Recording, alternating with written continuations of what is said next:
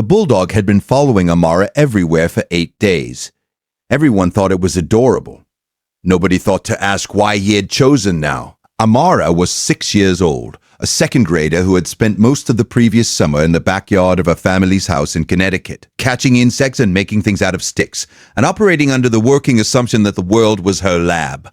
She was the kind of child adults described as fearless and pediatricians described as a frequent emergency visit candidate. She had scraped both knees 3 times, split her chin once, and been stung by a yellow jacket the August before. The Bulldog's name was Winston.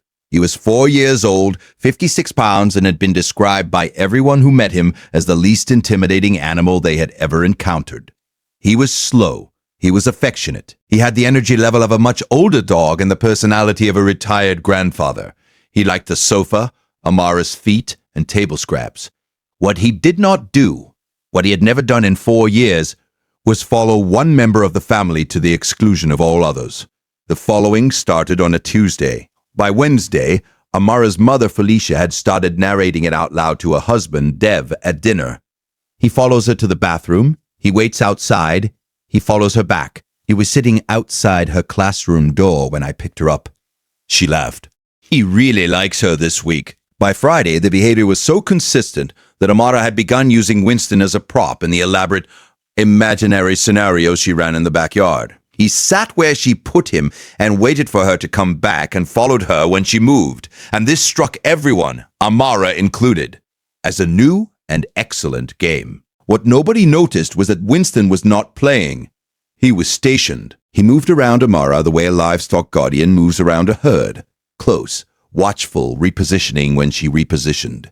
His face during these patrols was not the soft, relaxed face of a dog enjoying company. It was the focused, forward face of an animal that has made a decision about what it needs to watch. If you stay for stories about what animals know before we do, you're in the right place. Subscribe so you don't miss the next one. On Saturday night, Amara said her legs hurt. 6-year-olds' legs hurt for dozens of reasons. They run, they fall, they sleep in impossible positions, they grow. Felicia gave her children's ibuprofen and rubbed the back of her thighs and told her it would feel better in the morning. Sunday, Amara had a mild fever, 100.3. Low grade. Felicia kept her home, gave her fluids, turned on movies. Winston did not leave her side. Monday morning, Amara said she was tired in a way that sounded different from normal tired. She sat at the kitchen table and did not eat her breakfast, and looked at the window in the way children look at things when looking takes more effort than it should.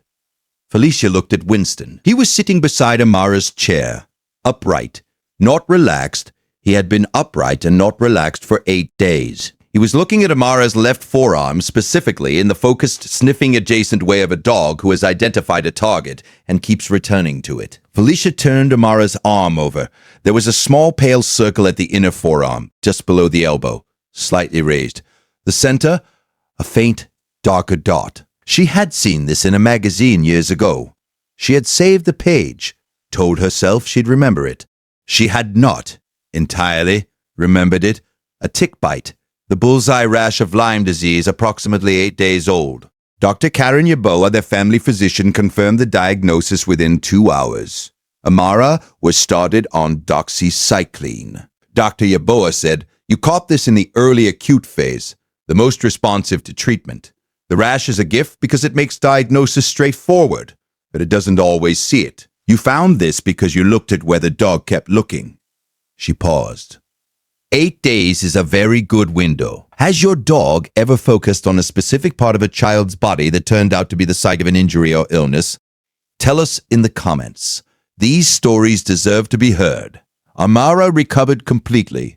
She was back in the backyard within 10 days.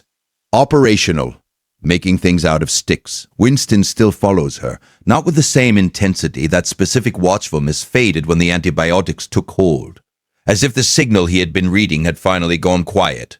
But he still prefers her yard time to everyone else's. He still positions himself between her and the gap in the fence where the grass grows tall against the neighbor's property line. Felicia checks that fence line every week now. Every guardian deserves to be recognized, even the ones who never ask for anything in return. If stories like this matter to you, subscribe so you never miss the next one. Amara, who knows nothing about any of this beyond Winston is my best friend and always sits with me, has decided she wants to be a veterinarian. She announced this at dinner 6 weeks after the antibiotic course ended. Felicia looked at Winston, who was sitting beside Amara's chair, watching the table, content. She thought, he was trying to show me something for 8 days, and I almost missed it. She didn't say that out loud. She just watched her daughter eat dinner and thanked whatever instinct or inheritance made an animal sit at a child's left arm for a week and wait to be understood. Tomorrow. The dog, who knew something was wrong with the water before the lab results came back. Dev checked the fence line himself the first Saturday after Amara finished her antibiotics. He walked the perimeter of the backyard in the morning light, looking at the base of the fence posts, checking where the grass grew thickest, finding the spots where something could hide that the eye wouldn't catch at a distance. He found one gap in the neighbor's fence line where tall grass and low clover grew right against the wood, the kind of growth that holds moisture and warmth, the kind of microhabitat a tick finds suitable. He cleared it. He has cleared it every spring since. Winston still patrols the yard with Amara, less intensively than those 8 days. That specific attentiveness faded as the Lyme antigens cleared her system, as though the signal Winston had been reading had simply gone quiet. He follows her through the yard now the way he always did, at the relaxed companion pace of a dog who enjoys the company of a child who enjoys the company of a dog. But twice in the 2 summers since, Winston has stopped in the middle of the yard and stood with his nose aimed at Amara's left arm, the way he stood that whole 3rd week of July. Both times, Felicia took her into Dr. Yaboa within 24 hours. Both times. No tick, no bite, no rash, no infection. Both times, Dr. Yaboa said, better to come in and find nothing than to wait and find something. The dog's instinct is better than your worry about being wrong. Felicia agreed. She still has the trainer's number. She still has no reason to use it. Amara is 8 now. She still catches insects in the backyard. She still makes things out of sticks. She has decided that when she grows up, she wants to work with animals, a decision that has been steady for 2 years and shows no sign of softening. Winston is 6. He has the gray-muzzled patience of a dog who has been at this job for a while and expects to be at it for a while longer. That is, as far as anyone in the De Stefano household is concerned. Exactly right.